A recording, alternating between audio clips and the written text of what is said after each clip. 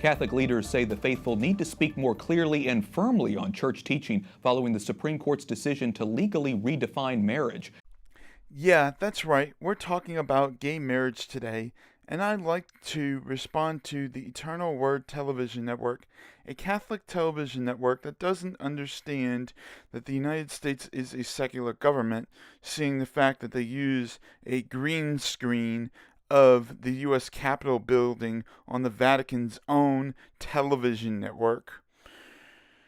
That tells you how much religious people don't understand that the church and state are to be separate. In a recent article for First Things, a Dominican theologian says Catholics cannot compare gay marriage to divorce. He argues redefining marriage is a greater threat than divorce. Okay, so basically, this theologian is a homophobic idiot who doesn't understand that what he is stating is wrong and that he is not an authority on this subject. So, why bring him up? Also, I would like to make the point that throughout this video, EWTN commits the post hoc ergo propter hoc fallacy throughout the video by stating divorce after homosexuality, therefore divorce. And again, I'd like to note that the Catholic Church is not a university basing studies on marital behavior, so they're not an authority on the issue. Philadelphia Archbishop Charles Chaput made a point of sharing the article with his archdiocese. Joining us now is the author of that article, Father Dominic. Again, a priest is not an authority on the topic of marital behavior, so bringing him on the show to talk about marital behavior is actually pointless. EWTN could have brought on Steven Pinker, a clinical psychologist, but no, they are not willing to do that because Steven Pinker's an atheist. And they are homophobic bigots who pander to a illegal religious child sex ring where priests molest young teenage boys of all sakes.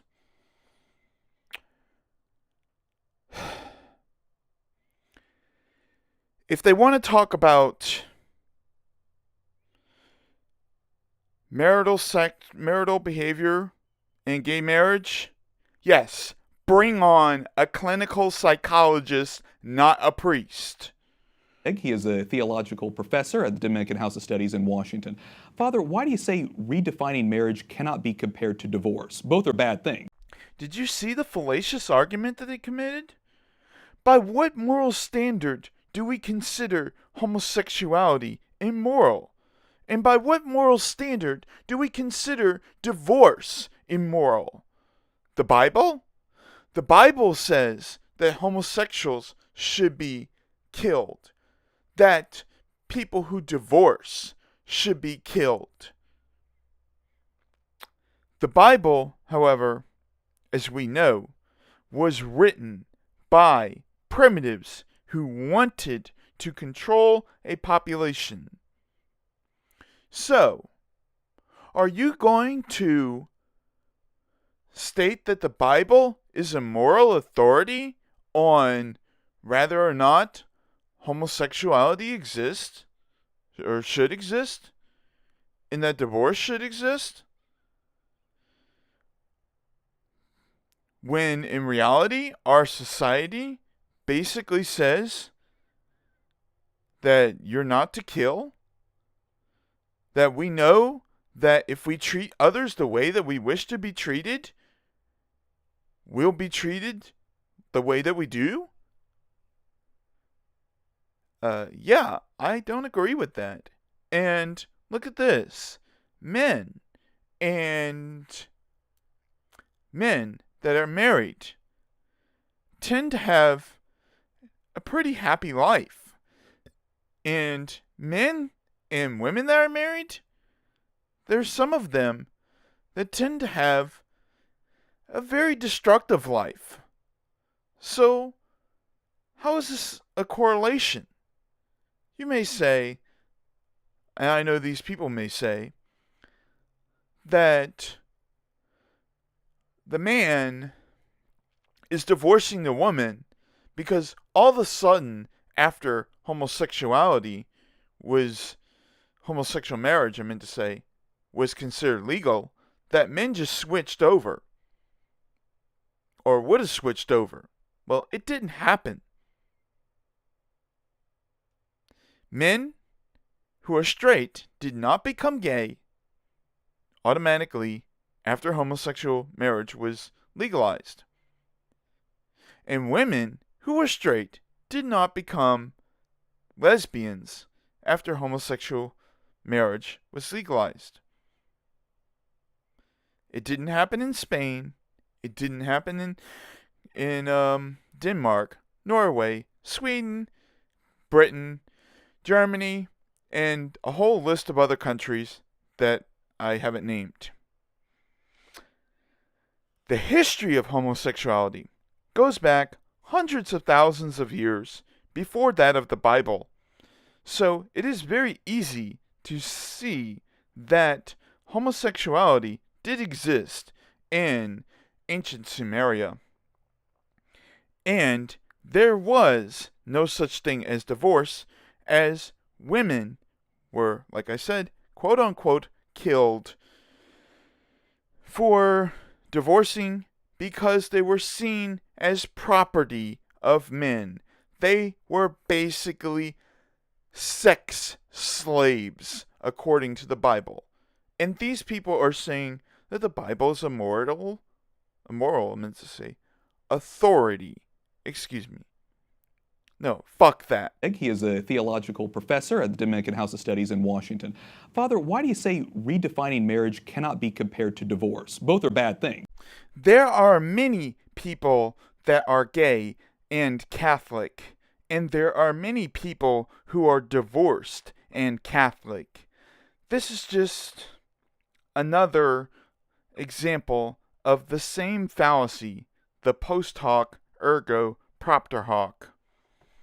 Bad things, obviously. Well, I think there are many reasons, at least two we could name right off the bat. One has to do with the internal life. What would you do with a brain if you had one? Do? Why, if I had a brain, I could while away the hours, conferring with the flowers, consulting with the rain. Well, it seems that Father Crow has no idea where the corn is and has fallen for the straw man sitting on the fence. Of the church.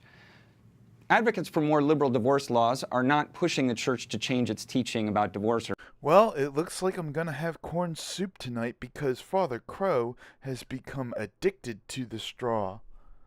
Some argue it's no longer scandalous if a Catholic institution hires someone who's divorced, so shouldn't it be scandalous then to hire someone who's in a gay marriage? I mean, how do you look at that? Well, sometimes people would say, well, it's not a scandal. I mean, no big deal. Nobody's shocked by it. But in fact, scandal, the way, for example, Jesus uses it in the Gospels, is not about a psychological shock, but about a stumbling block, something that might lead someone else into sin. So if the church were to just go silent about this issue, and pretend like... You know what? I really don't care if people want to change the church or not. That's up to them. However, I will say this. You need to get rid of the 62, I meant to say, of the 66 books of the Bible, and strongly edit the 4 remaining books of the Bible to exclude the atonement theory and any mentions of Yahweh or beings that do not exist in nature. Also, you need to stop peddling pedophiles and allow them to be prosecuted, or exclude them from the church in their own country so they can be prosecuted. It doesn't matter. Would people begin to think that maybe it's not so important? Would people begin to think that, in fact, the church doesn't really object to it? I think even with divorce, we've seen that, you know, the more divorce has become widespread, the easier it is for people to fall into that kind of situation. And that's exactly what scandal is. Get that? Father Crow just committed the slippery slope fallacy by stating that widespread divorces, the more people are going to divorce. And the slope starts with homosexual marriage, according to EWTN.